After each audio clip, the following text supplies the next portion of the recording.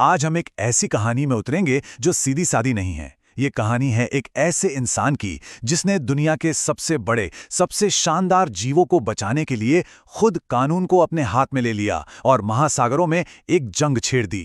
तो चलिए समय में पीछे चलते हैं। साल है 1979 और जगह है पुर्तगाल के तट से करीब 200 मील दूर, अटलांटिक महासागर का खुला पानी। यहां पर एक जहाज है जिसका नाम है सियरा। ये कोई आम जहाज नहीं है, बल्कि दुनिया का सबसे कुख्यात व्हेल शिकारी जहाज है। कहते हैं इसने 25,000 से भी ज्यादा व्हेलों की जान ली है और आज ये अपने अगले शिकार की तलाश में है। लेकिन आज कहानी में एक ट्विस्ट आने वाला था। आज शिकारी खुद शिकार बनने वाला था।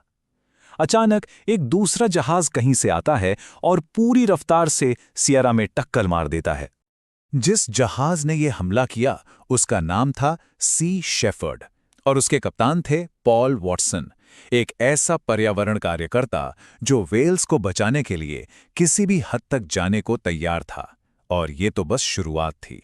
तो सवाल उठता है, आखिर ये पॉल वॉटसन हैं कौन और वो क्या वजह थी जिसने उन्हें इतने सख्त, इतने आक्रामक कदम उठाने पर मजबूर कर दिया।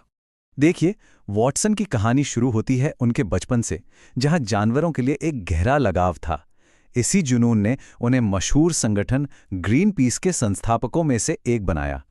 लेकिन उनके तरीके इतने ज्यादा उग्र थे कि खुद ग्रीन पीस ने उन्हें अपने बोर्ड से निकाल दिया। और यहीं पर उनकी सोच का सबसे बड़ा फर्क नजर आता है। जहां ग्रीन पीस का मानना था कि वो सिर्फ तबाही के गवाह बनेंगे, उसे रिकॉर्ड करेंगे और दुनिया को दिखाएंगे, वहीं वॉटसन का मानना था कि सिर्फ देखने से कुछ नहीं होगा, हमें सीधे हस्तक्षेप करना होगा, अवैध काम को उसी वक्त उसी जगह पर रोकना होगा। वॉटसन के इस मिशन की गहराई को समझने के लिए हमें पहले उस जीव को समझना होगा जिसकी रक्षा के लिए उन्होंने अपनी पूरी जिंदगी दांव पर लगा दी, यानी कि व्हेल। व्हेल सिर्फ विशाल जानवर नहीं है। सोचिए, उनका दिमाग इंसानों से 5 गुना बड़ा होता है। वो बेहद जटिल भावनाओं को महसूस कर सकती हैं। उनके अपने समाज होते हैं, अपनी बोलियां होती हैं और सबसे ज़रूरी बात, वो हमारे ग्रह के लिए बहुत अहम है।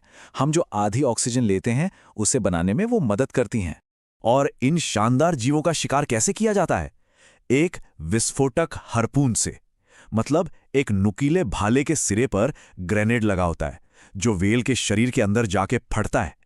ये एक बहुत ही क्रूर और दर्दनाक मौत होती है।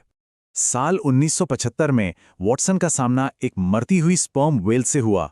उनका कहना है, मैंने उसकी आंख में देखा और मुझे लगा वो समझ रही थी कि हम उसे बचाने की कोशिश कर रहे हैं। बस उसी एक पल ने मेरी जिंदगी का मकसद तय कर दिया। बस इसी घटना के बाद वॉटसन ने सी शेपर्ड की स्थापना की और व्हेलिंग इंडस्ट्री के खिलाफ एक खुली जंग का ऐलान कर दिया। उनके अभियान पहले से कहीं ज्यादा निडर और साहसी होने लगे। उनकी रणनीति में सब कुछ शामिल था। बंदरगाह में खड़े खाली जहाज़ों को डुबोना, समुद्र के बीच में व्हेल शिकारी जहाज़ों से सीधे टक्कर लेना, उनके प्रोपेलर में रस्सियां फंसाना और साथ ही मशहूर हस्तियों के जरिए दुनिया का ध्यान इस मुद्दे पर खींचना। और फिर 2008 से 2015 के बीच आई एक टीवी सीरीज व्हेल वॉर्स। इसने इन समुद्री लड़ाइयों को दुनिया भर के लोगों के लिविंग रूम तक पहुंचा दिया और उनके काम को एक वैश्विक पहचान दिलाई। लेकिन जाहिर है, वॉटसन के इन तरीकों ने उनके बहुत से ताकतवर दुश्मन भी बनाए। दुनिया 2 हिस्सों में बढ़ गई। कुछ के लिए वो एक हीरो थे तो दूसरों के लिए एक इको आतंकवादी। और इस लड़ाई की उन्हें एक बहुत बड़ी कीमत चुकानी पड़ी। उन्हें गिरफ्तार किया गया, वो जमानत तोड़कर भागे। इंटरपोल ने उनके खिलाफ रेड नोटिस जारी किया और सालों तक उन्हें एक भगोड़े की जिंदगी जीनी पड़ी। इन तमाम कानूनी लड़ाइयों के बावजूद, यहां तक कि उन्हें अपने ही बनाए संगठन से भी निकाल दिया गया, लेकिन उनके अभियानों का जो असर हुआ उसे कोई नकार नहीं सकता। सारे विवादों से परे नतीजे एकदम साफ हैं।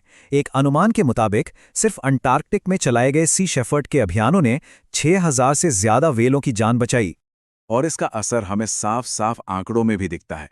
व्हेल की कई प्रजातियां जो कभी विलुप्त होने के कगार पर थीं, आज उनकी आबादी में जबरदस्त बढ़ोतरी हुई है। ये उनके काम की सफलता का एक जीता जागता सबूत है।